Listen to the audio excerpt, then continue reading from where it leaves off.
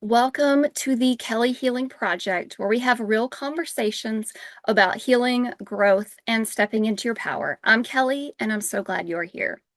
So today I'm joined by Michael Monk, a healer, teacher of spirituality, metaphysics, and energy mastery who spent more than 2 decades exploring the relationship between consciousness, healing, and personal transformation. Michael's journey began after a profound spiritual experience that completely changed the direction of his life. What followed was years of studying prayer, spirituality, energy work, and consciousness, eventually leading him to create the Avatar Energy Mastery Institute, where he has taught thousands of students around the world. Through his work, Michael helps develop greater awareness of inner world while learning practical tools for healing, self-mastery, and spiritual growth. What I find especially compelling about Michael's story is that it isn't just about awakening, it's about integration. After experiencing tremendous spiritual expansion, he went through a difficult period that forced him to step away from the public eye, confront his own challenges, and ultimately rediscover a deeper understanding of healing, humility, and devotion. Today, his work focuses on helping people stabilize mind, body, and spirit so that spiritual growth becomes empowering rather than overwhelming. Michael, welcome to the Kelly Healing Project. Thank you for being here. Blessed and honored to be here, Kelly. Yes. Okay, so let me get started. So your spiritual journey began with an experience that completely changed your understanding of reality. So can you Yes. take us back to that moment and explain what happened? Sure. So, just a backdrop to provide, I was raised religious, Christian, Mormon to be precise, but I was the black sheep of the family, the rebel. I was the first to leave. Mhm. So, the backdrop is I wasn't seeking. This just happened to me.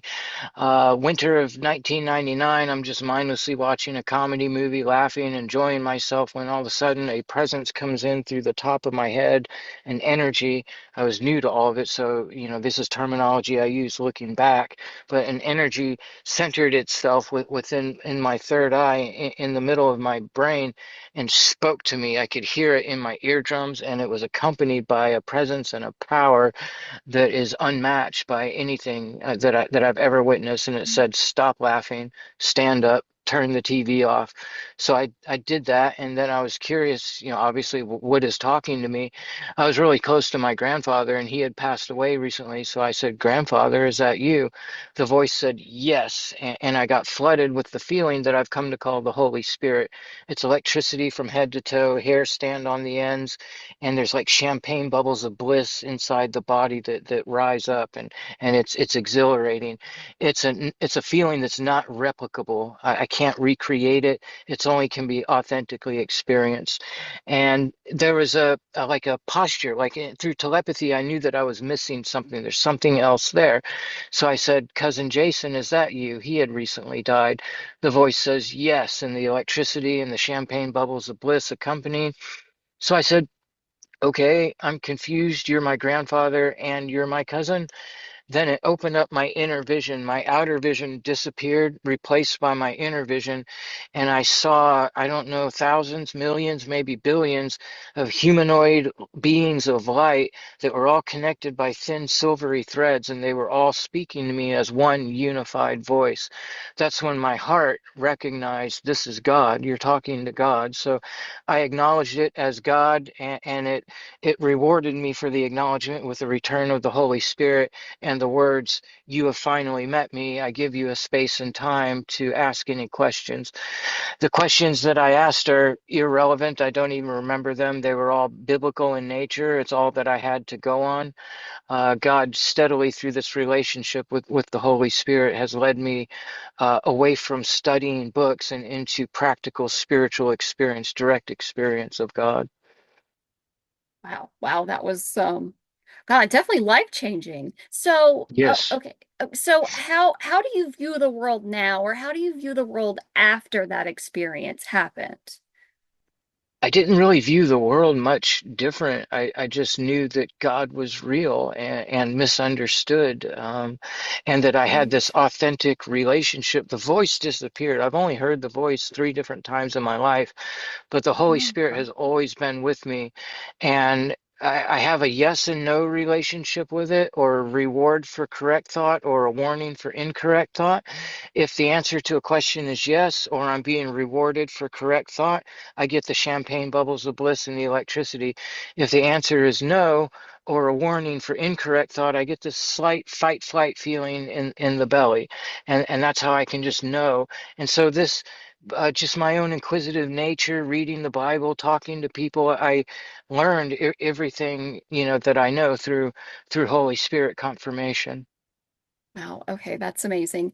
Um, so for me, the more I've become, I guess, more connected to my body because I struggle with complex PTSD Okay. for most of my life, and the more that I can calm my nervous system, it's like the more that I'm able to pick up on things. So I get chills. Is that kind of similar to the bubbles of bliss? Yes. When I feel something that I know, I guess my soul knows is correct, I'll get like full body chills. Yeah, So and the that's hair similar? stand on their ends. Yeah. Yes. Yeah. Okay. As you open deeper to the feeling, it might refine more into also electricity and the champagne bubbles, but the chills are a part of it for sure. Right. Okay. Wow. Okay. So when something extraordinary happens to us, it can be difficult to talk about without being misunderstood. So how do you Yes. navigate that early part of your journey? Well, I've got the vocabulary to explain it all metaphysically now, energetically. And so I can explain things religiously to religious-based people. I can use Mm. the Bible to press all my points. I can speak in Christian terms. I can also speak in energy terms. I can also speak in scientific and biological terms. So I've learned many different perspectives of understanding the same truth. So I can change the character of my language depending on who I'm talking to. Although I do have a preference. I like the Christian terminology. Which is great too. I think it's amazing that you're able to talk about this openly because I know at least for me in my journey, I've had a lot of fear of being seen. And Uh-huh. the more that I get out there and I put out content or I create this podcast, it's like slowly, little by little, I'm overcoming that fear. I And I see. don't Okay. did you have like any fear of No, being seen? no, Okay, so maybe that's I just had to me. learn to refine. I had to come from the opposite angle. I had to learn how to hold my tongue and how not to say certain things to certain Oh. people. So it was sort of the opposite spectrum. But yeah, it took a while to learn. So to be very selective of Yes, what you share depending on who you're yes, talking to. yes, Okay, and where they're at. Yeah, that makes complete sense. Because yeah, some people, yeah, they may not be ready for all of this. Most people are right. probably not ready, and that's No, they perfectly aren't. okay. Yeah, It everybody's is, on their yes. own journey. Yeah, Um, so one thing that stood out to me was that you don't just talk about the awakening, you talk about integration. So really, what's yes. the difference? Okay, well, awakening is the experience itself, having the experience, and that's one side of the coin. But just because you have an experience doesn't mean that you own that experience yet. For one, if a higher being provides the experience, then once that higher being is no longer in the forefront, it's not your ability. So Mm, then there's learning to have the experience yourself without the assistance of the higher being. And then there's the psychological integration. There's no physical danger in all of this. I've been through energetic extremes. I've been in energetic temperatures that would set things on fire, freeze things, electricity that would like I don't like to say too much in that regard, except to let people know that no matter what you experience, as long as you're in oneness with it, it can't physically harm you. So there's no mm, spiritual experience that can physically harm you, but it can mentally damage you. That's the integration, and it has to be done. There's a whole process that I teach on integration. One is hormonal. where you learn to move the breath, the energy through the major glands of the endocrine system and balance your hormones and keep hormonally balanced. Another one is to stay mentally balanced within it, and that to me is understanding metaphysics. It's like the backdrop of a scientist or a mathematician. If you have a framework by which to understand it, then your mind can logically grasp it. Then another part of the integration. So it's mental and it's energetic or Okay. hormonal. Okay, that makes sense. So how do unresolved emotional wounds affect us energetically? Have you noticed that Oh, that's a people good one. yeah, Yes. hold on to Yeah. things and it Yeah. affects them? So I can see this. I can literally see it with my clairvoyance. Have you ever seen those garden lights like that light up at night or front porch lights where they'll Hmm. glow a certain color? They'll go green and then the green will dim and it'll go blue and then it'll go red, cycling through these colors. That's what our soul's doing with every beat of the heart. And we cycle through the primary emotions. Every time you have an emotion or a thought, I can see this. It forms into an orb. You've probably seen orbs in pictures that this is fragments of a spirit. So let's say you have a really happy light emotion and it makes a beautiful blue orb. This orb will then get sucked into your soul and it will group with other joyful orbs and it becomes a part of your blue, your joyful mass. The same thing with anger or sadness or depression. They form these individual orbs of energy. And that's why just one little sad thought can lead to the tumult of sadness where you just cry like a river because they're all connected in that way. And you probably know this through what you said about PTSD, that one wrong thought can break the whole dam and the river. That's what that is. And so what we learn to do as energy masters, which by the way is simply somebody who's remembered their spirit, what we do is we sit with our emotions as they shift and they flow. We don't try to control them. We sit with them and we accept them and we love them exactly as they are. That's the process of empathy. If you go in trying to change something, you're not going to make an authentic connection to it. So you sit with it when you're in your sad periods or your low periods. You shut your mind off. There's no value thinking, contributing, or adding to it, but you sit with it, you love it, and you hold it. So when your soul goes through these cycles, they start to become beautiful over time. You're either contributing to the problem or you're adding to the solution. By accepting the emotion and loving it, you're a part of the solution. And eventually your sadness and your agony becomes Beethoven's Moonlight Sonata, a very sad piece of music that's infinitely beautiful. And that's what we're seeking to do with our wounded human, is to make it beautiful. I love that because a lot of times people will, it's almost like they want to fight the negative emotions. And so it's Yes, like they have all this resistance. And instead of just letting it be and, accepting it, like you said, accepting it and, yes, maybe this is supposed to teach me something. Because I know right. with me, a lot of my negative emotions, I'm like, what is this trying to teach me? And then from what I've learned is that I had a lot of belief systems that kept me safe during trauma, but that I didn't need Right. anymore that were holding me Yes. back. So, Yes. Yes. um, so for somebody who feels overwhelmed by their healing journey, where should they begin?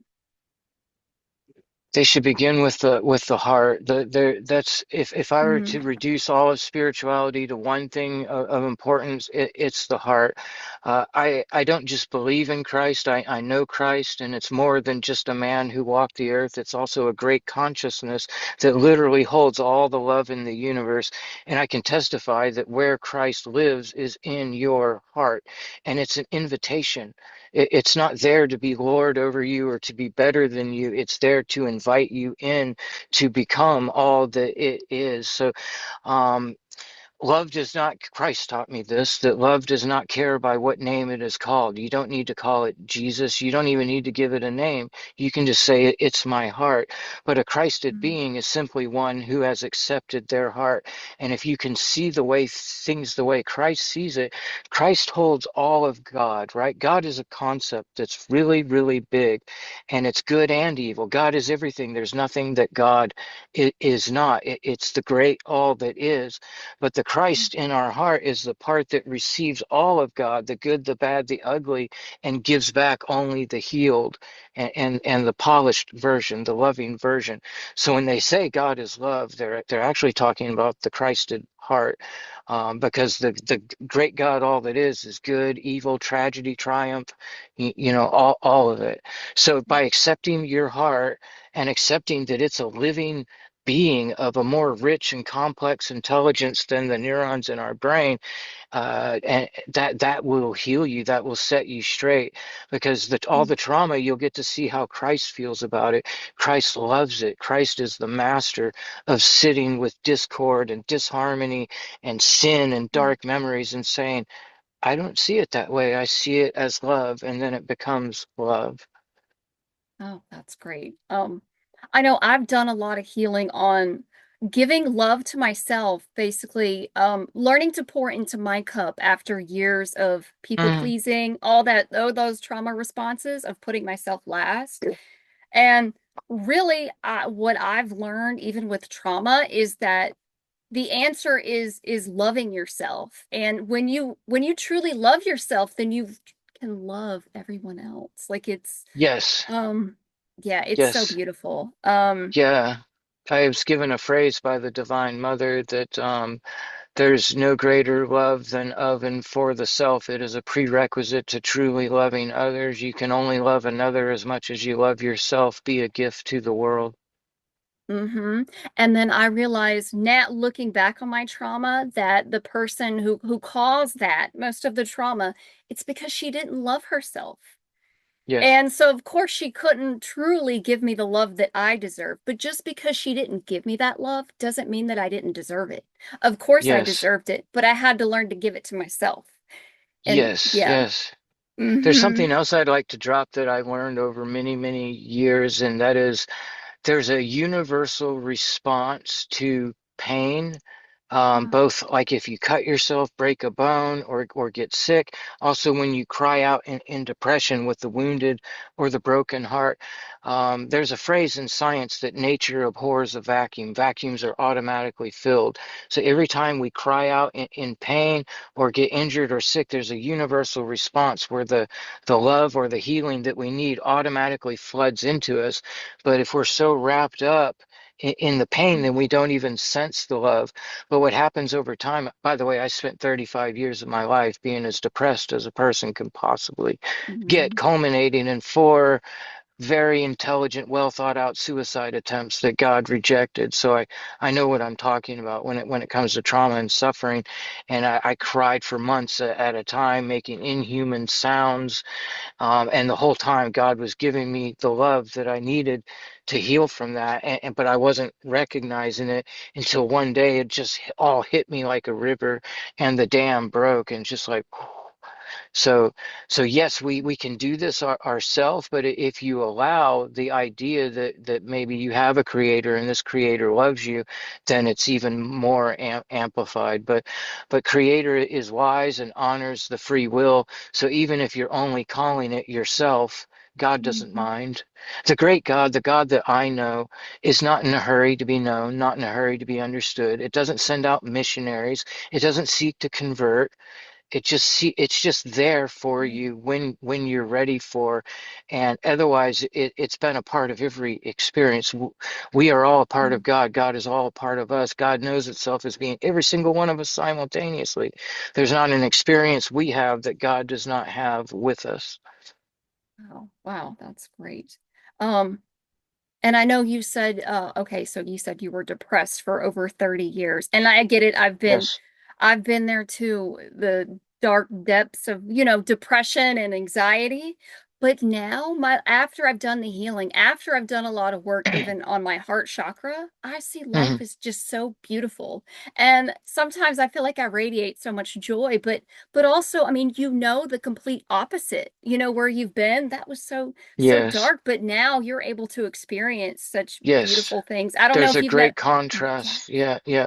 I there's no greater growth for the soul than suffering. This reality, if I could boil it down, has been an experiment on the effect of suffering on spiritual growth. And the Mm, verdict is in. There's no greater growth for the soul than suffering. That's one truth. The other truth is it's about the journey, not the destination. So I believe as a mm. whole, we're rejecting suffering moving forward, realizing that it's about the journey, not the destination. However, we are very grateful for all suffering that we have overcome because it's made us the priceless jewel that we Mm. are today. Right. It's taught us something. My pain taught me something. And Yes. I'm sure the same with you. Oh, It's yeah. a teacher. If you allow it to be a teacher, but so many people I feel like are working against that. And Yes. like you said, accept it and just, move on. But so Yes. what are some simple ways people can become more aware of their own energy without needing years of studying? Okay. Well, apart from my course, which is really great, takes about 6 months to 2 years to fully master everything that I teach. But if I were Oh. to just share things for this show, there's two ways to remember your spirit, which is all in energy mastery, is that's a fluffed up word that sounds like a top shelf item that might be hard to reach. It's not. A second grader can do it. It's simply remembering your spirit. We are spirit Mm, right now, but our spirit is hypnotized by the electrical system of the human body, force feeding us five sensory wow. interpretation. Our spirit's right here, right now, but it's hypnotized by the nerves. So there's two ways to remember your spirit. One is meditation, the other is focus. With meditation, you seek to lower your brain waves, go down into alpha, down into theta, and you ignore the physical data. You don't pay attention to what you're feeling in your body. You let go of your thoughts, you let go of your body, you reduce your brain waves. Once you get the brain waves down, your clairvoyance opens up, you see energy, you get visions, and you feel your astral body, you feel your Mm, spirit. And this I call waking up, which is remembering that your spirit. The other way is through focus. With focus, you raise the brain waves. You go from beta and into gamma, and with like a laser focus, you examine the sensory data happening in the nerve fiber system with a razor sharp focus and exclusivity of presence. And if you can mentally encapsulate all of the electrical data, there becomes room for you to experience more. And that's when this magical pop happens, where you pop out of your body. Now you're in your body and outside of it at the same time. And now you are transcending. This is the beginning of the ascension process because you're starting to spiritualize your physical experience. And this is really where energy mastery kicks in. It usually takes 6 months to a year of doing these focus exercises, but eventually you get to where you can examine the bombardment of electrical sensory data and still have room for more. And then you're in spirit and in physical at the same time. It's permanent. So, okay, you said your course, you said it can take 6 months to 2 years. Is that self-paced? Can Yes. people, yeah, okay. All It's right. video lessons they do at their own pace. And I've Oh, had that's people great. learn a little faster than that and a little slower, but after 4,000 students, it's typically 6 months to 2 years to reach mastery, which means you can travel out of the body, have hundreds, thousands of out-of-body experiences. You can heal others, you can become one with anything, you can be inside, outside the body. At the same time, you can Uh, see energy, feel energy, hear energy. All five senses are hardwired to energy. And yeah, that's the full package that you get by the end of the 2 years. okay, that's awesome. Do you feel like a lot of people have fear related to these gifts, or even if they Oh were to yeah, do your course? Okay, because I feel like it's very frightening. Yeah, it can mm, be. But Okay. that's why I recommend doing the journey with God. I have two paths. One is all self-mastery, the Avatar Energy Mastery Institute, no spiritual philosophy. I don't tell you right from wrong. I don't tell you how to live your life. I don't tell you who or what God is. It's just straight techniques. Here's how you become clairvoyant. Here's how you travel out of the body. Here's how you do telekinesis, so on and so forth. The other side of the journey is the metaphysical church of the Tree of Life, where you study the energy mastery, but you keep God as a companion. You devote your energy mastery to loving service of the Creator and the creation. By doing that, the Holy Spirit dwells with you and is a companion. Every time you open up to the infinite, if your loving Creator is literally holding you in its universal arms, then you can borrow from God's grace. You borrow from God's nonchalance, and you just aren't afraid of anything. So it's in my opinion, it's the way to go, but I do understand and respect people's beliefs, Mhm. which is why I kept the two separate. Okay. So, what is the biggest misconception you think people have about energy work? Okay. Well, they get love Okay. and light very confused. Mhm. That's a big one, and they get high and low vibrations confused. Let's start with the high and low vibrations. They say, "Oh, anger, Yeah. that's a low vibration." No, it's not. It's a high vibration. They say Oh, the physical reality, this is a dense or a low vibration. No, it's not. It's the highest vibration we've been in. Let me explain. When you're angry, does your heart beat faster or slower? faster. Faster, right? Yeah. And so your brain waves are moving faster too. This is a higher vibration expressed in a negative Mhm. interpretation. High and low is not positive and negative. There's positive high, there's negative high, there's positive low, there's negative low. So a negative high would be anger and even violence, and you know it's very fast Mhm. vibration, but it's in a negative spectrum. A positive spectrum of a high vibration would be elation, exuberance, joy. A low vibration in a negative interpretation would be sadness or depression. A Mhm. low vibration in a positive interpretation would be peace, stillness, comfort. Now, Oh. now, the other misconception between love and light, people are always saying, I'm sending you love. You can't send love. You can only send light. So light is vibration, and this is a universe of love and light. We as spiritual people all understand this. Well, if that's true, then love can't be a spectrum of frequency. Love can't be a certain color of light, or it can't be 528 hertz, because that's a vibration. I can testify that what love actually is a property of the space that the light is flowing through. We're 99.9% empty space. If your space is loving space, then when light flows through you, it gets harmonized and amplified. That's what love does to light. It harmonizes it and amplifies it. In the negative spectrum, if light flows through an unloving space, it gets dissonance and it gets entropy and decay. It becomes caustic or toxic. So space is either loving or rejecting, and loving space, light is attracted to. So there's this big term, light worker. Everyone wants to be a light worker, and that's great, but the way you actually do that is to be a love worker. By focusing on the love, the light will come, and you'll get brighter and brighter and brighter and more harmonic. It's how you wield light is through love. Oh, wow. Okay. Like moths to a flame. I've noticed Hmm. yeah, the more that I've healed, I feel like my light has gotten brighter. And I feel like more people are attracted to that. I mean, more people are attracted to individuals who even have a healed nervous system, who are Yes, regulated like that, because yes. I feel like that's what people want to strive for. They want that Yes, love calm, they want that is an peace. attractive.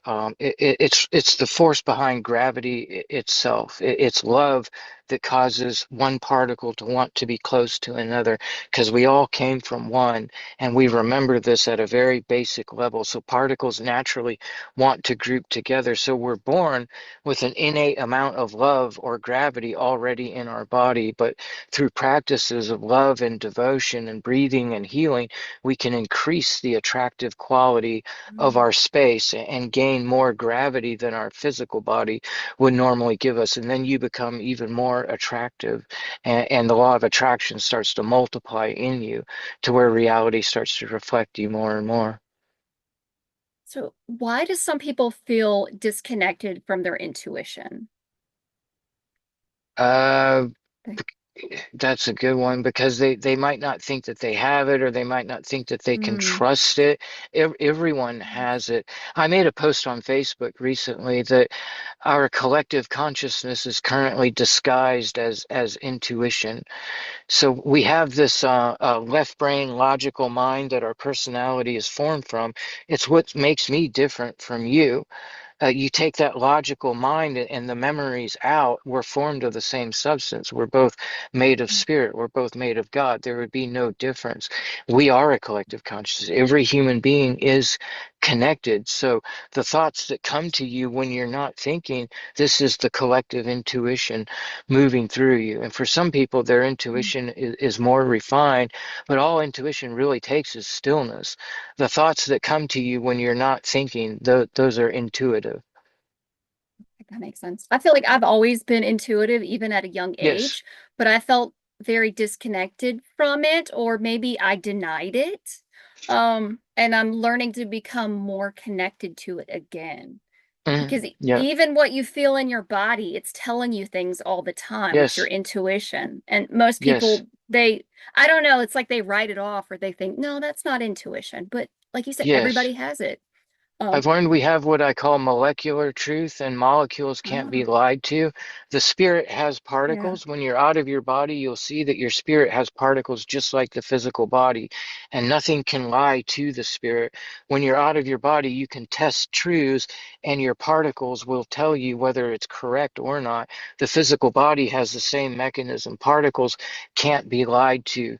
So when a spirit comes into you, you can test that spirit, and your particles will reveal the truth to that in various degrees, right? If something feels wrong, like you get bad body feelings from weighing a truth, Mm, that's a lower level body intuition, but it can get to where the molecules sing to you and tell you the exact mm, precise truth. We all have that. We just have to refine it. right. Okay. Can trauma make it difficult to trust our inner guidance? Oh yeah, of course. Okay, yeah. Yeah. Because I guess maybe we just assume that maybe we don't trust ourselves. At least maybe that was the Yes. case for me. And so, what is Yeah. this? Yeah, okay. That makes Right. sense. And we are in a yin-yang reality. This is a place where both polarities meet. This is a reality of good and evil. There are lots of evil spirits here that are working on everyone. Every, like, people think, oh, that person has a demon, as if the other person doesn't. Well, like, it's normal. Good and Yeah. bad spirits come and go from everybody's body all throughout the day. You see this in behavioral changes and certain triggers within people. With If your clairvoyance was really heightened, you would see a different spirit stepping into the body that's responsible for that type of thought. So if you are high vibe, well, if you have high vibrations, like you're Yes. focused on gratitude and love, does that make you less susceptible to, negative entities or It does, negative in but okay. even negative entities that are oriented towards evil, they're capable of love and bliss and True. compassion and all these things too. They can come as a wolf in sheep's clothing. They can come to you Mm, with very positive, high vibes all the time, thinking with their logical mind how they're going to use this to destroy you. So I found that the only protection amongst all of this actually comes from the Bible. By their fruits you will know them. You can't the vibration does not tell the whole tale like a lot of spiritual people think. Just because it's positive, high heart vibes does not mean that it's working in your favor. By the mm, fruit over time and testing the spirit, you will know. And it's important. Now, vibrations provide a clue. It's a clue, but it's not empirical evidence that this is fully trustworthy. It is a clue. I'm not discounting it mm. entirely, but a lot of spiritual people think it's empirical evidence of its trustworthiness. And I only warn of this for personal experience. I've had very high level spirits work a number on me in the name of love Oh, and heart. oh, wow. So what is your opinion of angel numbers? Seeing repeated numbers, synchronicities, is that like a message from our higher self, or is that like what is responsible for that? Do you know? Well, that's Or the do you? great tapestry of time. We all have a timeline that we're weaving in spirit, and in the Mhm. unseen, our timelines weave together into a rope that the collective is traveling. So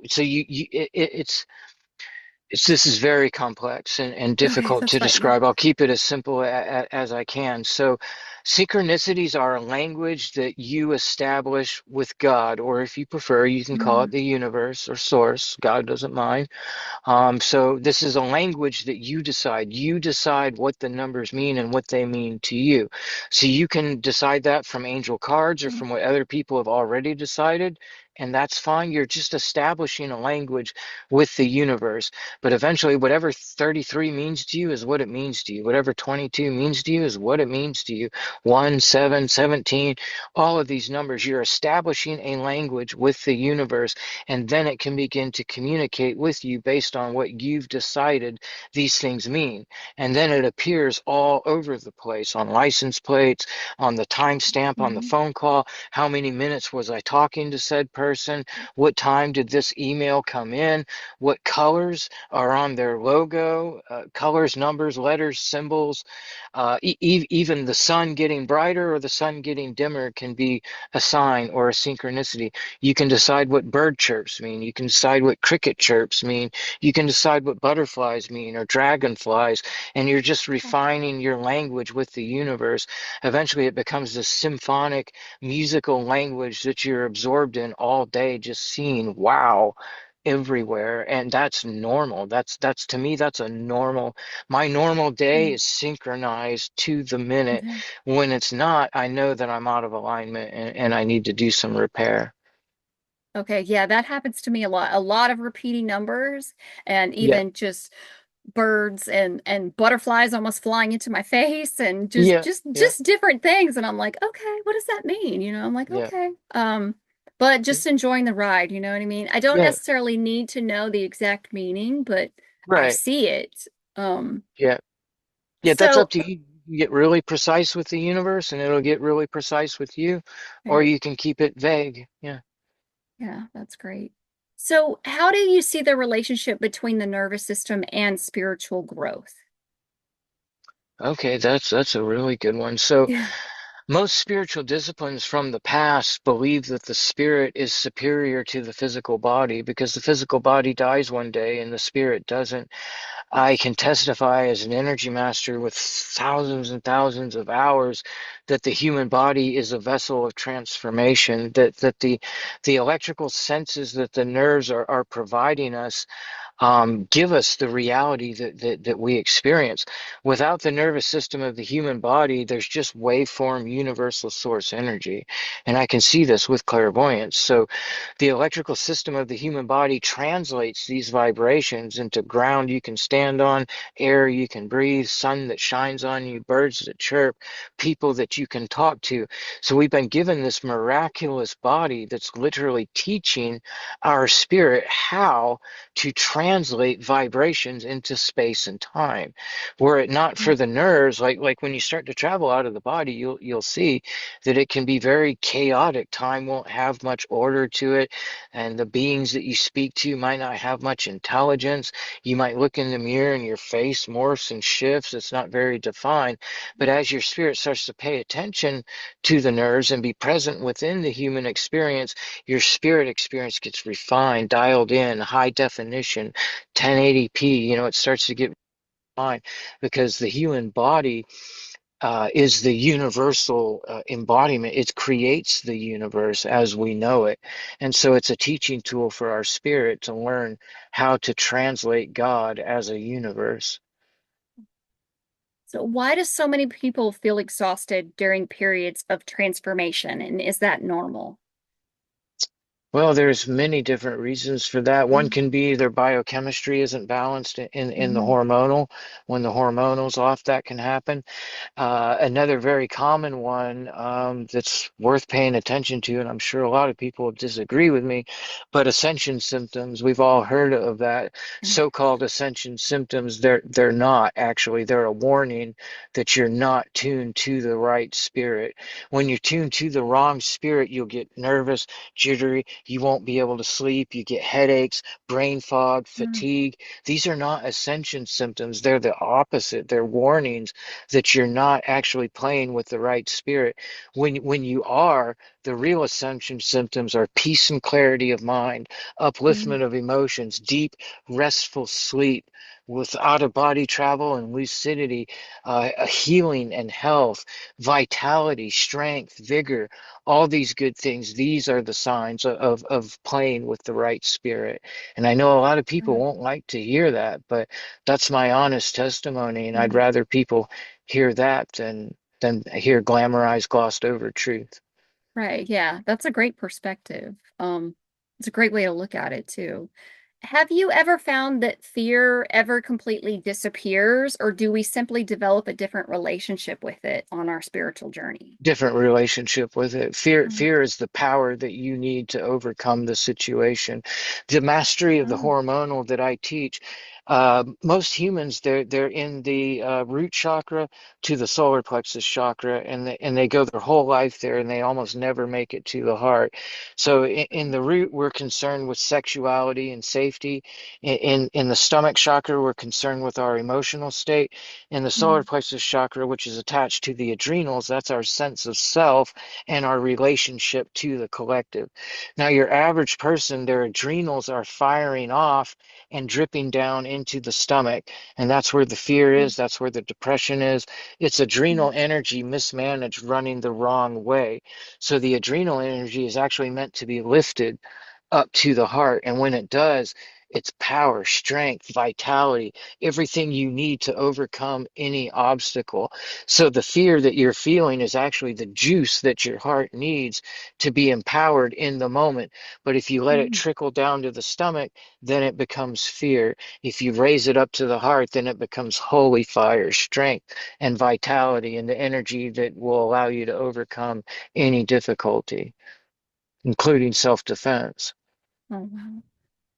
Have you noticed that people with trauma or people with PTSD, that they typically are in the upper chakras, like because they don't feel safe enough, they don't have that security or that stability in their own home? Yes. Do they kind of, are they more spiritual in that kind of They relationship, will tend maybe? to disconnect from the body because they feel safer in the spirit and in the layers of reality that they can control. You know, they're in a pampered or a comforted version of the upper energy, and that's understandable. And God wants you to have that until you feel ready and safe again to come into the lower. So, okay, so what are signs that we're disconnected from the body? Can that be more like disassociation or like soul fragments? Well, you trip and fall, door hits you on the head, slip down the stairs, Oh, wow. f forget what you were thinking about, forget what so and so said. These are the great signs that you're disconnected from the body. When you're Wow. connected to the Okay. body, you don't have accidents. You don't trip, you don't fall, you don't have an accident, you don't almost hit somebody while driving.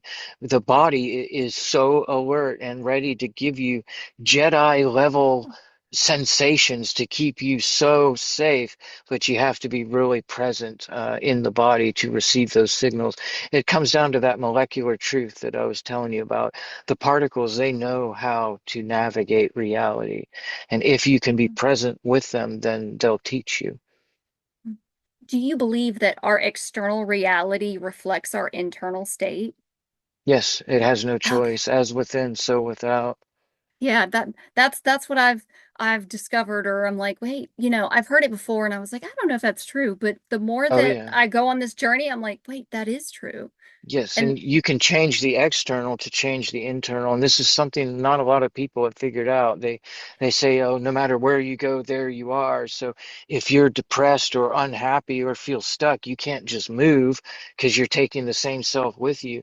But as your landscape changes, it changes your vibe internally.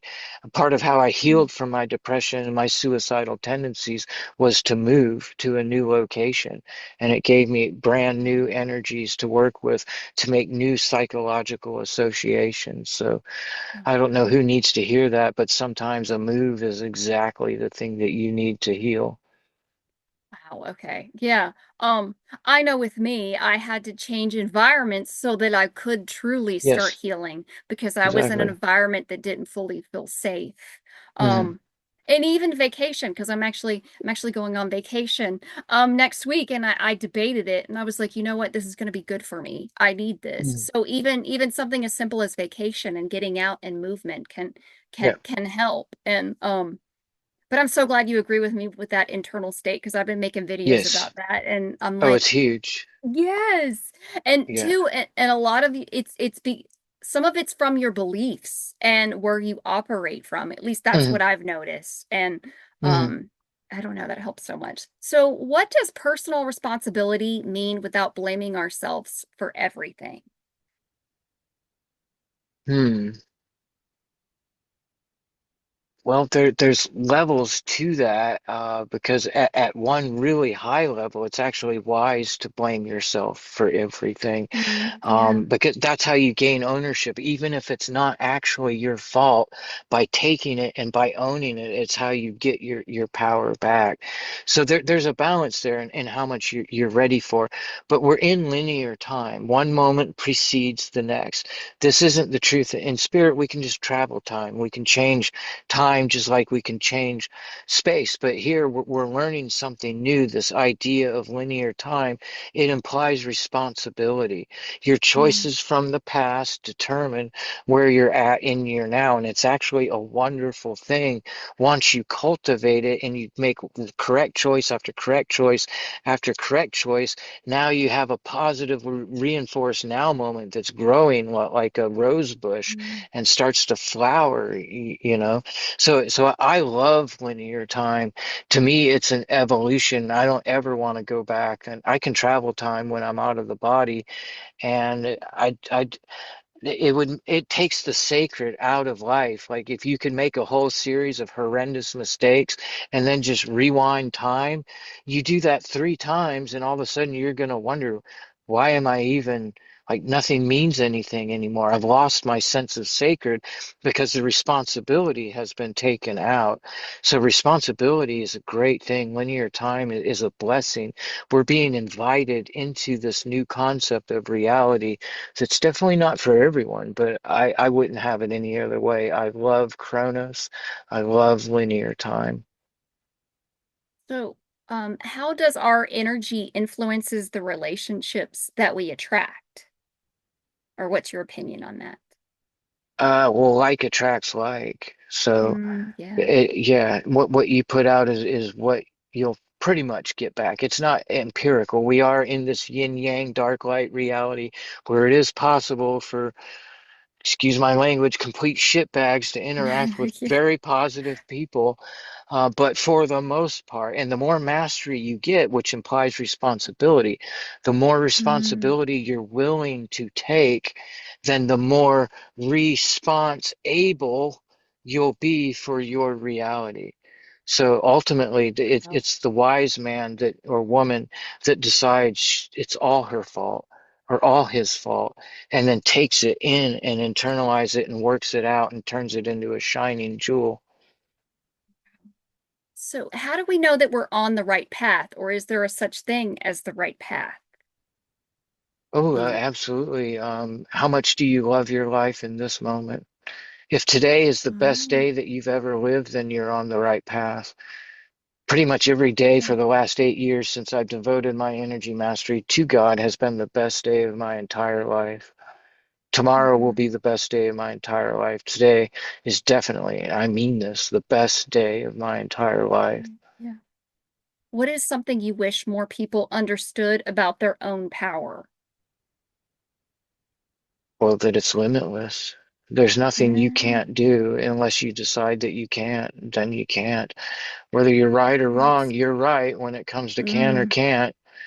And especially this is something I see in minority communities a lot. Such a bad belief to believe that the world is inherently racist. I see this so much, and Yeah. it breaks my heart because if you're a minority and you believe the world is racist, then whether you're right or wrong, you're going to be right because you're just gonna make it. You're gonna create it everywhere, and the world isn't racist. We're in a great time where everybody really cares. And I see everybody in real life and from all races. We take care of each other. We love each other. We're kind to each other. We're uplifting. We share tools, tips, and techniques till I turn on the damn internet or turn on the damn news. And then all of a sudden, oh, the world's racist. Like, no, no, we just have corrupt media and corrupt people at the top trying to turn us against each other. Yep. Yep. I agree. I definitely agree. If someone only remembered one thing from this conversation, what would you want it to be? Everybody needs to be an energy master. An energy master is simply somebody that has remembered Mhm. their spirit, and spirit is what you are. If you believe that you're just a physical vessel, that's a story that the electricity is telling you, and it's not an eternal story.